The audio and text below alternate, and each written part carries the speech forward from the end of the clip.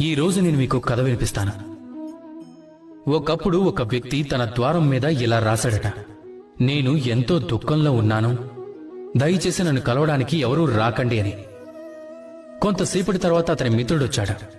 అతడు ఆ మాటల్ని చదివాడు. అయినా సరే వెళ్లి అతన్ని కలిశాడు. అతను ఏమన్నాడంటే, నాకు చదవడం రాదు, కానీ నీ మనసులో ఉన్న దుఃఖాన్ని చదవటం మాత్రం నాకు బాగా వచ్చు అని అన్నాడట. అలాంటి వాడినే మంచి మిత్రుడు అంటారు. ఏ కారణం చేతనైనా మీరు దుఃఖంలో ఉన్నప్పుడు, సమస్యకి పరిష్కారం కనిపెట్టలేనప్పుడు, ఈ లోకాన్నే వదిలి వెళ్లిపోవాలనిపించినప్పుడు, అప్పుడు కూడా ఈ మిత్రుడు మీ వెంటే వస్తాడు. అతడు మీ సమస్యని పరిష్కరించలేకపోవచ్చు, కానీ నేనున్నానని ధైర్యం ఇస్తాడు.